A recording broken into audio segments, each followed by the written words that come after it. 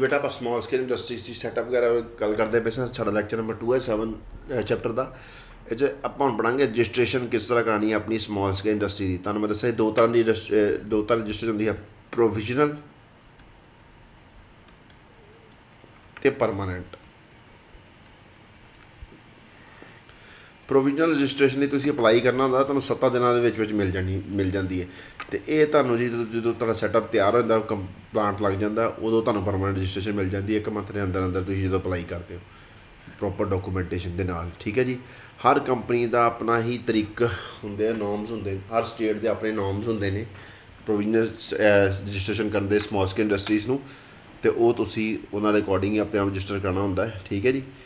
तो उन्होंने guideline follow करके तुसीं उन्होंने एप्लीकेशन जो गाइडलाइन दी भर के तुसीं अपलाई कर सकते हो। जो तुसीं अपलाई किया है तो 7 दिन के तुहानूं प्रोविजनल सर्टिफिकेट मिल जाता है कि रजिस्ट्रेशन सर्टिफिकेट। तो जो तुहाडा प्लांट तैयार हो जाता, इंडस्ट्री तैयार वर्क लई तैयार होंदी, तुहानूं परमानेंट जो तुसीं अपलाई करते हो 1 मंथ के अंदर तुहानूं परमानेंट सर्टिफिकेट मिल जाता है। ठीक है जी। हर कंपनी नहीं मिलता, उन्होंने दस्सिया किन्ना किन्ना मिलना है, कि इंडस्ट्री मिलना। ठीक है जी। की बेनीफिट होंगे रजिस्टर कराने के? देखो जी, मान लो कल तुहानूं घाटा पै गया कल बिजनेस वो एग्जम्पशन सबसिडीज़ वगैरह जी मिलनियां होंदियां तुसीं रजिस्टर कराइयां होणगियां तां ही स्टेट वालों दित्तियां जांदियां, अदरवाइज नहीं दित्तियां जांदियां। क्रैडिट प्रस्क्रिप्शन प्रायोरिटी जो मान लो तुसीं कोई रॉ मटीरियल लैना खरीदना है वो तुहानूं प्रायोरिटी मिल जाएगी।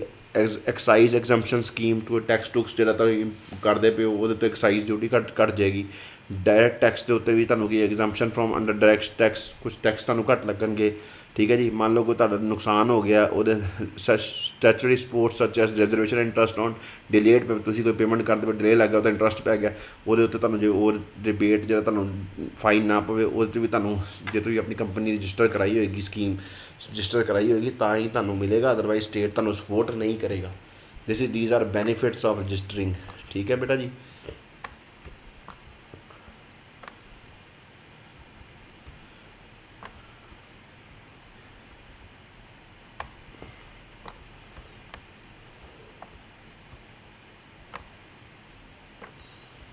ठीक है।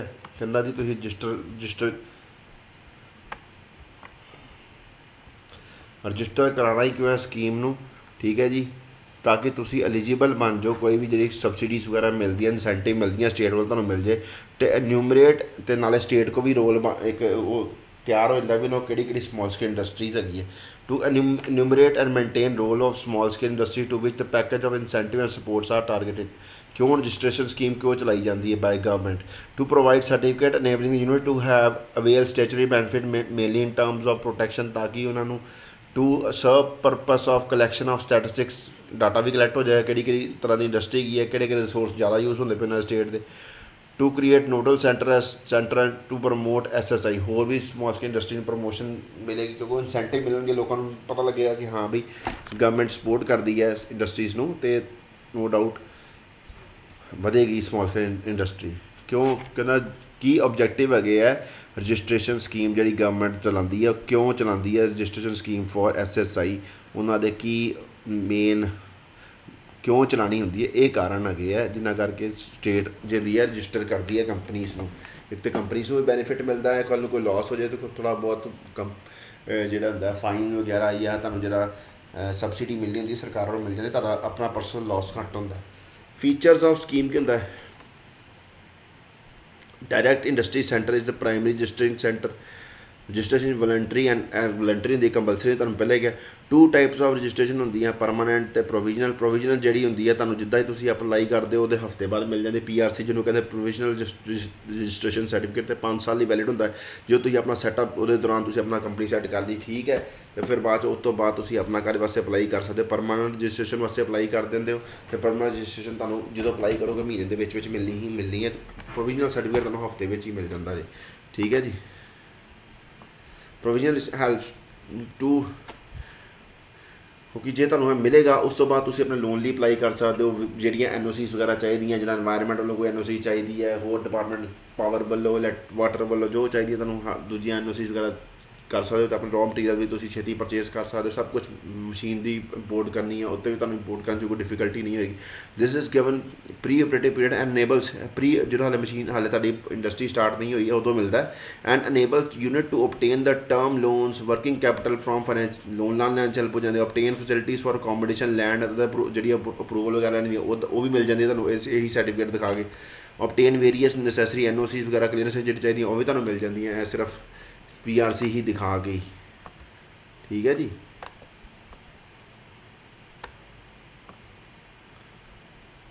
फिर परमानेंट कदों मिलता है, परमानेंट उदो ही मिलेगा जो कि तुहाडी कंपनी ऑपरेटिव स्टेट च आ गई है।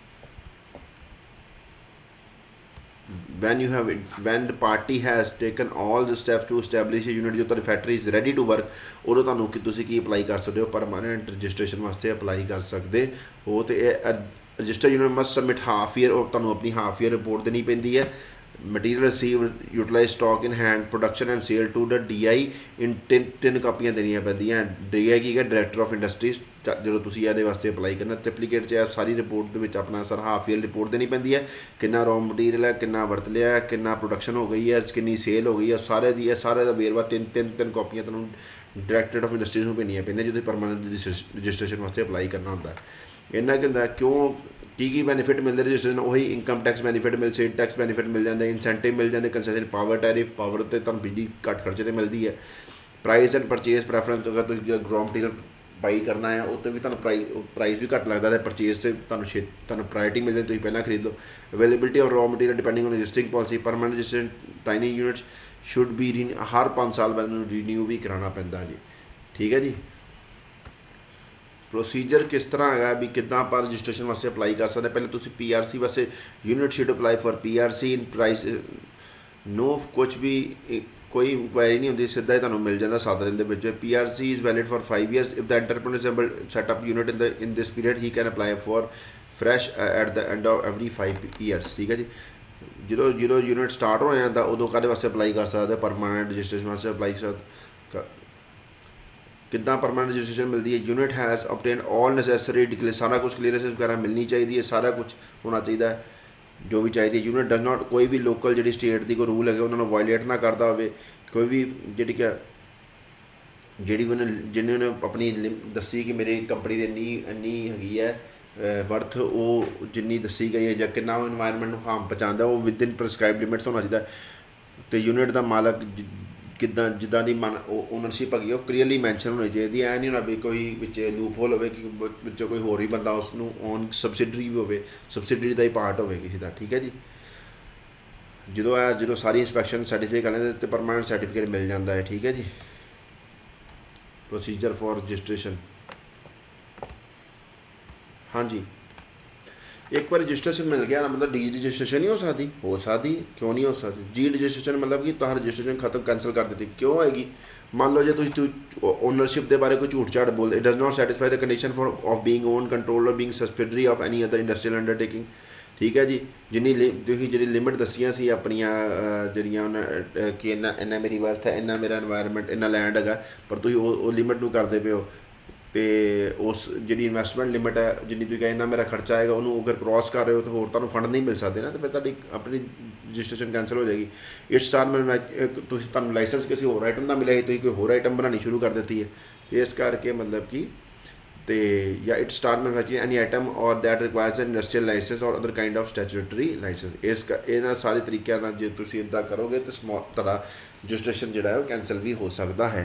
हुण वेखो बेटे एक लार्ज स्केल इंडस्ट्री होंदी है तो एक स्मॉल स्केल इंडस्ट्री होंदी है इन्हां कोल पैसा ज़्यादा होंदा इन्हां कोल पैसा घट होंदा तो जे यह भी इंडस्ट्री उही समान बनावे जो ये बनाती है तो ये तो बेचारे कोई लेगा ही नहीं इन्होंने बड़ी जल्दी ज़्यादा बना देना तो फिर इन्होंने ये कितना ग्रो करनी है। ये फिर सरकार ने लोक लाई है कुछ आइटम है जिहड़ियां कि सिर्फ स्मॉल स्केल इंडस्ट्रीज बना सकती हैं 506 तरह की आइटम ने जिहड़ियां कि सिर्फ स्मॉल स्केल इंडस्ट्री ही बना सकती हैं पर लार्ज स्केल इंडस्ट्री जब बनाएगी तो उन्होंने अपना 50% माल जिहड़ा है वो बाहर एक्सपोर्ट ही करना पएगा और लोकल मार्केट च नहीं बेच सकती लार्ज स्केल इंडस्ट्री जो सेम माल बनावे भी। तो किहड़ी 506 आइटम है फूड के एल इंडस्ट्री में 9 आइटम है वुड के 9 item paper product 19 plastic product 53 तरह के प्लास्टिक प्रोडक्ट कैमिकल 7 तरह के नैचुरल तो एसेंशियल ऑयल 2 तरह के ऑर्गैनिक कैमिकल ड्रग इंटरमीडिएट 33 तरह के बना सकते other chemical and chemical product 67 glass ਤੇ ਸਿਰੈਮਿਕ 27 ਤਰ੍ਹਾਂ ਦਾ, mechanical engineering including transport equipment 137, electrical machine 17 ਤਰ੍ਹਾਂ ਦੀਆਂ, ਇਲੈਕਟ੍ਰੋਨਿਕ ਇਕਵਿਪਮੈਂਟ 1 ਤਰ੍ਹਾਂ ਦਾ, transport equipment boats and truck body 3 ਤਰ੍ਹਾਂ ਦੀ, ਆਟੋ ਪਾਰਟਸ 36 ਤਰ੍ਹਾਂ ਦੇ, bicycle parts, tricycles, perambulators 41, miscellaneous transport number 4 ਤਰ੍ਹਾਂ ਦੇ, ਅਤੇ ਸਪੋਰਟੀ ਗੁੱਡਸ 7 ਤਰ੍ਹਾਂ ਦੀਆਂ, ਸਟੇਸ਼ਨਰੀ ਆਈਟਮ 13 ਤਰ੍ਹਾਂ ਦੀਆਂ, ਅਤੇ ਅਦਰਸ 21 ਤਰ੍ਹਾਂ ਦੀ ਹੋਰ 21 ਹੋਰ ਆਈਟਮਾਂ ਹੈਗੀਆਂ ਜਿਹੜੀਆਂ ਕਿ ਇਹਨਾਂ 506 ਆਈਟਮਾਂ ਵਿੱਚ ਆਉਂਦੀਆਂ ਨੇ, ਜਿਹੜੀਆਂ ਕਿ ਸਮਾਲ ਸਕੇਲ ਇੰਡਸਟਰੀ ਹੀ ਬਣਾ ਸਕਦੀ ਹੈ। ਅਤੇ ਜੇ ਲਾਰਜ ਸਕੇਲ ਇੰਡਸਟਰੀ ਬਣਾਏਗੀ ਵੀ ਤਾਂ ਉਹਨਾਂ ਨੂੰ 50% ਮਾਲ ਜਿਹੜਾ ਹੈ ਬਾਹਰ ਐਕਸਪੋਰਟ ਕਰਨਾ ਪਏਗਾ, ਉਹ ਆਪਣੇ ਇੱਥੇ ਲੋਕਲ ਮਾਰਕੀਟ 'ਚ ਨਹੀਂ ਵੇਚ ਸਕਦੀਆਂ। ਠੀਕ ਹੈ ਜੀ। ਹੁਣ ਵੇਖੋ, ਇੱਕ ਵਾਰੀ ਤੁਸੀਂ ਆਪਣਾ ਪ੍ਰੋਡਕਟ ਬਣਾ ਲਿਆ,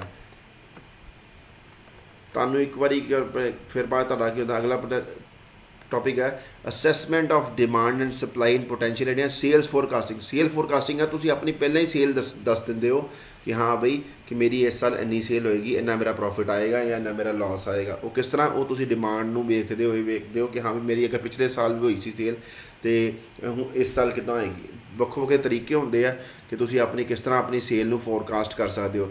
assessment of demand supply is a major competence area for the success of any enterprises. Sale forecasting is an attempt to determine the volume of sales which can reasonably be expected at some future. ਕੁਛ ਅੱਗੇ future 'ਚ ਸਾਡੀ ਕਿੰਨੀ sale ਹੋਏਗੀ ਉਹਦਾ ਅਨੁਮਾਨ ਲਾਣਾ ਕੀ ਹੁੰਦਾ ਹੈ, ਸੇਲ ਫੋਰਕਾਸਟਿੰਗ ਹੁੰਦਾ ਹੈ। ਠੀਕ ਹੈ ਜੀ। ਉਹ ਬੜੇ ਤਰ੍ਹਾਂ ਦੇ ਫੈਕਟਰ ਜਿਹੜੇ ਉਹਨੂੰ ਅਫੈਕਟ ਕਰ ਸਕਦੇ ਹੈਗੇ ਆ। ਫੈਕਟਰਸ ਗਵਰਨਿੰਗ ਸਕੇਲ ਫੋਰਕਾਸਟਿੰਗ ਹੈ। ਪ੍ਰੀਵੇਲਿੰਗ ਇਕੋਨਮਿਕ ਕੰਡੀਸ਼ਨ, ਵੀ ਹਾਂ ਵੀ ਇਕੋਨਮੀ ਕਿਸ ਤਰ੍ਹਾਂ ਦੀ ਸਟਰੋਂਗ ਹੈ, ਕਿੱਦਾਂ ਜਿੱਥੇ ਤੁਸੀਂ ਆਪਣਾ ਸੇਲ ਸੋਚ ਰਹੇ ਹੋ। ਬਿਜ਼ਨਸ ਕੰਡੀਸ਼ਨ, ਕਿੰਨੇ ਕੰਪੀਟੀਟਰ ਹੈਗੇ ਆ ਤੁਹਾਡੇ। Sociological condition, psychological competitive condition, internal condition, ਇਹ ਸਾਰੇ ਫੈਕਟਰ ਮਿਲ ਕੇ ਤੁਹਾਡੇ ਸੇਲ ਫੋਰਕਾਸਟ ਨੂੰ ਦੱਸ ਸਕਦੇ, ਅਫੈਕਟ ਕਰ ਸਕਦੇ ਹੈ। ਠੀਕ ਹੈ, ਕਿੰਨੀ ਸੇਲ ਆਏਗੀ। ਠੀਕ ਹੈ ਜੀ। ਕਿੱਦਾਂ ਕਿਹੜੇ ਸਟੈਪਸ ਹੈਗੇ ਆ ਜਿਹੜੇ ਤੁਸੀਂ ਯੂਜ਼ ਕਰਕੇ ਆਪਣੀ ਸੇਲਸ ਨੂੰ ਫੋਰਕਾਸਟ ਕਰ ਸਕਦੇ ਹੋ। ਸਟੈਪਸ ਇਨ ਸੇਲ ਫੋਰਕਾਸਟਿੰਗ ਕੀ ਹੋਏਗਾ, determine the purpose for which forecast are use. ਪਹਿਲਾਂ ਤਾਂ ਤੁਸੀਂ ਵੇਖਣਾ ਕਿ ਹਾਂ ਕਿਸ ਪਰਪਸ ਵਾਸਤੇ ਫੋਰਕਾਸਟ ਵਰਤਿਆ ਹੈ। ਜ਼ਿਆਦਾ ਐਕੂਰੇਟ ਡਾਟਾ ਚਾਹੀਦਾ ਹੈ ਕਿ ਐਵੇਂ ਮੈਨੂੰ ਥੋੜ੍ਹਾ ਇਨਐਕੂਰੇਸੀ ਵੀ ਚਲੇਗੀ। ਠੀਕ ਹੈ ਜੀ। ਡਿਵਾਈਡ ਦ ਕੰਪਨੀ ਪ੍ਰੋਡਕਟ, ਪਹਿਲਾਂ ਜੇ ਤੁਸੀਂ ਸੇਲ ਫੋਰਕਾਸਟ ਕਰਨਾ ਹੈ ਤਾਂ ਪਹਿਲਾਂ ਤੁਸੀਂ ਆਪਣੀ ਕੰਪਨੀ ਦੇ ਪ੍ਰੋਡਕਟ ਨੂੰ ਗਰੁੱਪਸ ਵਿੱਚ ਵੰਡੋ ਅਤੇ ਵੇਖੋ ਕਿਹੜੇ group. Determining the factors affecting the sales of each product and their relative importance. ਹੁਣ ਵੇਖੋ ਕਿਹੜਾ ਜਿਹੜਾ ਪ੍ਰੋਡਕਟ ਜ਼ਿਆਦਾ ਵਿਕ ਰਿਹਾ ਅਤੇ ਕਿਹੜੇ ਫੈਕਟਰ ਉਹਦੇ ਜ਼ਿਆਦਾ ਵਿਕਣ ਨੂੰ ਲਈ ਰਿਸਪੋਂਸੀਬਲ, ਅਤੇ ਕਿਹੜੇ ਕਿਸੇ ਪ੍ਰੋਡਕਟ ਦੇ ਘੱਟ ਵਿਕਣ ਵਾਸਤੇ ਰਿਸਪੋਂਸੀਬਲ ਨੇ। ਚੂਜ਼ ਦ ਫੋਰਕਾਸਟਿੰਗ ਮੈਥਡ, ਅੱਗੇ ਤੁਸੀਂ ਫੋਰਕਾਸਟਿੰਗ ਮੈਥਡ ਪੜ੍ਹੋਗੇ। ਗੈਦਰ ਦ ਅਵੇਲੇਬਲ ਡਾਟਾ, ਜਿਹੜਾ ਅਵੇਲੇਬਲ ਡਾਟਾ ਨੂੰ ਇਕੱਠਾ ਕਰੋ ਵੀ ਹਾਂ ਕਿਹੜੀ ਪ੍ਰੋਡਕਟ ਦੀ ਕਿੰਨੀ ਸੇਲ ਹੁੰਦੀ ਹੈ। Analyse the data, check and recheck the deductions, ਕੁਝ ਕੱਟਣਾ ਪੈ ਰਿਹਾ, ਕੀ ਕੱਟ ਰਹੇ ਹੋ ਤੁਸੀਂ ਆਪਣੀ ਸੇਲ 'ਚੋਂ, ਉਹ ਵੇਖੋ। ਮੇਕ ਅਜ਼ੰਪਸ਼ਨ ਰਿਗਾਰਡਿੰਗ ਅਦਰ ਫੈਕਟਰ, ਕੁਛ ਫੈਕਟਰ ਜਿਹੜੇ ਕਿ ਹੋ ਸਕਦਾ ਵੀ ਹਾਂ ਵੀ ਕੰਪੀਟੀਸ਼ਨ ਕਿੱਦਾਂ ਆਏਗਾ, ਕੱਲ੍ਹ ਨੂੰ ਕੁਛ ਵਿੱਚ ਨੈਚੁਰਲ ਕਲੈਮਿਟੀ ਆ ਗਈ, ਕਿੱਦਾਂ ਸਾਡੇ ਸੇਲ ਘੱਟ ਸਕਦੀ ਹੈ, ਵੱਧ ਸਕਦੀ ਹੈ, ਓਵਰ ਡਿਮਾਂਡ ਹੋ ਕਿੱਦਾਂ ਸੇਲ ਵਧੇਗੀ, ਉਹਦੇ ਵਾਸਤੇ ਸਾਰਾ ਕੁਝ ਅਜ਼ੰਪਸ਼ਨ ਬਣਾ ਕੇ convert deduction and assumption into forecast. ਸਾਰਾ ਜ਼ਿਆਦਾਤਰ ਡਿਡਕਸ਼ਨ ਜਿਹੜੀ ਤੁਸੀਂ ਕੱਟੀ ਹੈ ਜਾਂ ਜਿੰਨਾ ਤੁਸੀਂ ਇਹ 'ਚ ਵਾਧਾ ਪਾਇਆ ਜਾਂ ਇਹ 'ਚ ਵੀ ਘਾਟਾ ਕੀਤਾ, ਸਾਰਾ ਨੂੰ ਕਰਕੇ ਆਪਣਾ ਇੱਕ ਫੋਰਕਾਸਟ ਬਣਾਓ। ਅਪਲਾਈ ਦਾ forecast to the company operations, ਆਪਣੀ ਜਿਹੜੀ ਕੰਪਨੀ ਜਿਹੜੀ ਤੁਸੀਂ ਪ੍ਰੋਡਕਟ ਬਣਾਉਂਦੇ ਪਏ ਹੋ ਵੱਖਰੇ ਤਰ੍ਹਾਂ ਦੇ, ਉਹ ਫੋਰਕਾਸਟ ਹਰ ਪ੍ਰੋਡਕਟ ਦੇ ਉੱਤੇ ਲਾ ਕੇ ਵੇਖੋ। ਠੀਕ ਹੈ ਜੀ। ਇਸ ਤਰ੍ਹਾਂ ਤੁਸੀਂ ਆਪਣੀ ਸੇਲ ਦਾ ਫੋਰਕਾਸਟ ਕਰ ਸਕਦੇ ਹੋ। ਕਿਹੜੇ ਮੈਥਡ ਹੈ ਜਿਹੜੇ ਤੁਸੀਂ ਯੂਜ਼ ਕਰ ਸਕਦੇ ਹੋ ਸੇਲ ਫੋਰਕਾਸਟ। ਸਟੈਪਸ, ਪਿਛਲਾ ਟੌਪਿਕ ਹੈ ਸਟੈਪਸ ਫॉर ਸੇਲ ਫੋਰਕਾਸਟਿੰਗ, ਇਹ ਹੈਗਾ ਜੇ ਮੈਥਡ ਫॉर ਸੇਲ ਫੋਰਕਾਸਟਿੰਗ। ਸਭ ਤੋਂ ਪਹਿਲਾਂ ਜੂਰੀ ਐਗਜ਼ੈਕਟਿਵ ਮੈਥਡ, ਇਹ 'ਚ ਮਤਲਬ ਕਿ ਜਿਹੜੇ ਇੰਡਸਟਰੀ ਦੇ ਟੌਪ ਦੇ ਜਿਹੜੇ ਹੁੰਦੇ ਨੇ ਉਹ ਬੰਦੇ ਡਿਸਾਈਡ ਕਰਦੇ ਵੀ ਸਾਡੀ ਸੇਲ ਕਿੰਨੀ, ਇੱਕ ਬੰਦਾ ਦੱਸਦਾ, ਦੂਜਾ ਬੰਦਾ ਦੱਸਦਾ, ਦੋ ਤਿੰਨ ਬੰਦੇ ਦੱਸਦੇ ਆ ਟੌਪ ਦੇ ਬੰਦੇ ਕਿ ਹਾਂ ਵੀ ਕਿੰਨੀ ਕੁ ਸੇਲ ਹੋ ਸਕਦੀ ਸਾਡੀ, ਅਤੇ ਉਹਦੇ ਵਿੱਚ ਕਹਿੰਦੇ ਫਿਰ ਉਹ ਜਿੰਨੀ ਕੁ ਉਹ ਦੱਸਦੇ ਉਹਦੀ ਐਵਰੇਜ ਲੈ ਲੈਂਦੇ ਆ। ਠੀਕ ਹੈ ਜੀ। ਦੇਖੋ ਇਹਨੂੰ ਡੈਲਫੀ ਮੈਥਡ ਵੀ ਕਹਿੰਦੇ ਆ। A small number top executives are requested to register their individual opinion related to probable amount of future sales, then a forecast derived from average, ਉਹਨਾਂ ਦੀ ਐਵਰੇਜ ਲੈ ਲੈਂਦੇ ਆ। ਠੀਕ ਹੈ ਜੀ। ਜੂਰੀ ਮੈਥਡ, ਜੂਰੀ ਹੁੰਦਾ ਜੱਜ। ਠੀਕ ਹੈ ਨਾ, ਜੱਜ ਕੌਣ ਕਰਦਾ, ਉੱਪਰਲੇ ਬੰਦੇ ਜੱਜ ਕਰਦੇ, ਥੱਲੇ ਬੰਦੇ ਉੱਪਰਲੇ। ਠੀਕ ਹੈ ਜੀ। Delphi method. Poll of sale force opinion method, poll of sale force ਮਤਲਬ ਕਿ ਜਿਹੜੇ ਸੇਲਮੈਨ ਤੁਸੀਂ ਭੇਜਦੇ ਹੋ ਉਹ ਦੱਸਦੇ ਆ ਕਿ ਤੁਹਾਨੂੰ ਕਿ ਕਿੰਨੀ ਕੁ ਸਾਡੀ ਸੇਲ ਹੋ ਸਕਦੀ ਹੈ। ਠੀਕ ਹੈ ਜੀ। ਗ੍ਰਾਸ ਰੂਟ ਅਪਰੋਚ ਕਹਿੰਦੇ ਆ। Under the individual salesman are to give their forecast and these forecast turn into master sale forecast for the whole firm. Projection of past sale method मतलब कि ਇਹ ਤਾਂ ਕਹਿੰਦਾ ਪਿਛਲੇ ਸਾਲ ਕਿੰਨੀ ਸੇਲ ਹੋਈ ਸੀ ਜਾਂ ਪਿਛਲੇ ਇਸੇ ਪੀਰੀਅਡ ਦੇ ਦੌਰਾਨ ਕਿੰਨੀ ਸੇਲ ਹੋਈ ਤੇ ਹੁਣ ਕਿੰਨੀ ਆਏਗੀ, ਠੀਕ ਹੈ ਜੀ। ਇਹ ਉਹਦੇ ਤੇ ਪਾਸਟ ਦੀ ਸੇਲ ਦੇ ਆਧਾਰ ਤੇ ਫੋਰਕਾਸਟ ਕਰ this may believe in past as a base for future sales in simple word sale forecast for the coming year may be set at the same figure as the current year ਜਾਂ ਤੁਸੀਂ same ਰੱਖਦੇ ਥੋੜਾ ਘਟਾ ਦਿੰਦੇ ਹੋ ਜਾਂ ਵਧਾ ਦਿੰਦੇ ਹੋ in last year sale it can make us exponential smoothing or time series analysis, ठीक है जी। अगला की आ गया बेटा survey of consumer buying plans, ठीक है जी।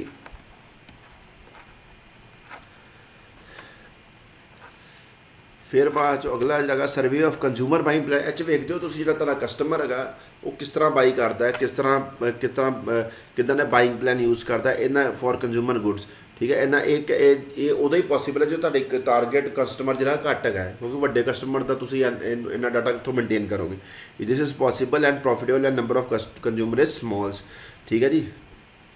ਮਾਰਕੀਟ ਫੈਕਟਰ ਐਨਾਲਿਸਿਸ ਇਹ 'ਚ ਕੀ ਹੁੰਦਾ ਤੁਸੀਂ ਬੜੇ ਫੈਕਟਰ ਵੇਖਦੇ ਹੋ ਕਿ ਕਿਹੜੇ ਫੈਕਟਰ ਜਿਹੜੇ ਆ ਤੁਹਾਡੇ ਪ੍ਰੋਡਕਟ ਦੀ ਕੀ ਹੈ ਸੇਲ ਨੂੰ ਇਫੈਕਟ ਕਰ ਸਕਦੇ ਉਹ ਵੇਖਦੇ ਹੋ ਕਿ ਕੰਪੀਟੀਸ਼ਨ ਵਗੈਰਾ ਹੋਰ ਕੋਈ ਤਾਂ ਨਹੀਂ ਆਉਂਦਾ market. This matter works on presumption that firm sale depend on behavior certain market factor influencing the consumer demand it involves identification and measurement of these factors ਜਿੱਦਾਂ ਕਿ consumer price index GNP substitute ਹੋਰ ਕੋਈ substitute ਕੋਈ customer ਨਾਲ ਦਾ ਕੋਈ ਹੋਰ ਤਾਂ ਨਹੀਂ ਪ੍ਰੋਡਕਟ ਦਾ ਕੋਈ ਸਬਸਟੀਟਿਊਟ ਤਾਂ ਨਹੀਂ ਆ ਗਿਆ, ਜੇ ਆ ਗਿਆ ਤਾਂ ਫਿਰ ਤੁਹਾਡੇ ਪ੍ਰੋਡਕਟ ਦੀ ਸੇਲ ਕੀ ਹੋ ਰਹੀ ਘੱਟ ਜਾਏਗੀ। ਇਹਨੂੰ ਕਹਿੰਦੇ market factor analysis. Economic model building and simulation method last method ਕੀ ਹੁੰਦਾ ਫੋਰਕਾਸਟਿੰਗ ਦਾ ਇਕਨੋਮਿਕ ਇਹ 6 ਮੈਥਡ ਹੈਗੇ ਨੇ। Economic model building and simulation method is last method.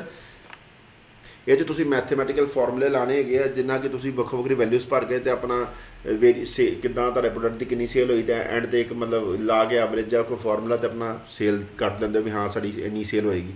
This method make you mathematical equation to represent set of relationship among different demand determining independent variables and sales.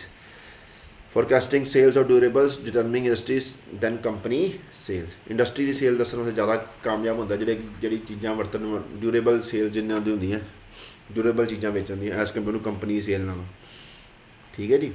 उनसे ज़्यादा काम आती है economic model building and simulation method. Last topic बेटा इस chapter का है considerations in product selection. Product की है प्रोडक्ट जरूरी नहीं है क्योंकि फिजिकल चीज़ हो साइकोलॉजिकल चीज़ भी हो सकती सॉफ्टवेयर वगैरह भी कुछ हो सकता है जोड़ा कि तुहाडे कस्टमर को सैटिस्फाई करता हो। It is anything that is potentially valued bye a target market of the for the benefit और सैटिस्फैक्शन इट प्रोवाइड्स, ठीक है ना। प्रोडक्ट कोई भी ऐसी चीज़ होती है जोड़ा कि तुहानूं सैटिस्फैक्शन प्रोवाइड करती है, ठीक है जी। इन प्रोजैक्ट कंसैप्चुअल जो तुसीं प्रोजैक्ट कंसैप्चुलाइज करना है उदों जो प्रोडक्ट सिलैक्शन करनी है, ठीक है जी। फॉलोइंग कुछ फैक्टर जो तुसीं ध्यान रखना प्रोडक्ट लाइन पैकेजिंग, ठीक है जी। पैकेजिंग और प्रोडक्ट की लाइन की प्रोडक्ट पैकेजिंग किस तरह का प्रोडक्ट पैकेज होएगा, branding warranties after sale service ये सब तुसी प्रोडक्ट की सिलैक्शन प्रोजैक्ट कंसैप्चुलाइजेशन के दौरान जो प्रोडक्ट सिलैक्ट करना है सब चीज़ां तुसीं पहले अपने माइंड च लाते हो। होर किहड़े फैक्टर है जो प्रोडक्ट चॉइस करते हो तुसीं अपने प्रोजैक्ट वास्ते ईज़ ऑफ जो तुसीं प्रोडक्ट बना रहे हो वो वास्ते जो रॉ मटीरियल कितना ईजीली अवेलेबल है, टैक्नोलॉजी कितना दी अवेलेबल है, मार्केट में असैसेबल है कि नहीं किन्नी होर कोई कंपनी तो नहीं दिंदी असैसेबिलिटी तो वो मार्केट किन्नी क दूर है जिथे तुम प्रोडक्ट जाके बेचना है। इंसेंटिव एंड सब किन्नी गवर्नमेंट कितना उस प्रोजेक्ट में सपोर्ट कर रही है जो प्रोडक्ट तुम बनाना चाहते हो, ठीक है जी। तो ये प्रोडक्ट सिलैक्शन करते हो तो मार्केट इन्फॉर्मेशन भी तुम सिलैक्ट करते हो। हाँ जो प्रोडक्ट बहुत सारी कंपनीज बनाते हैं कंपटीशन ज़्यादा आएगा वो प्रोडक्ट तुम बनाने तो करना है अवॉइड करना है तुहाडा तुसीं अपना सेल किस तरह करोगे, ठीक है। रिटर्न ऑन इन्वेस्टमेंट भी डिसाइड करदा भी जो तुसीं प्रोडक्ट बनाते पे हो उस कितना तुहानूं प्रॉफिट आएगा वो भी डिपेंड करदा तुसीं किदां दा प्रोडक्ट बनाना भी है कि नहीं है ना, ठीक है ना। इहदा कंपटीशन बहुत ज़्यादा है तुहानूं प्रोडक्ट सैल करने तुहाडी बहुत दिक्कत आवे, ठीक है जी।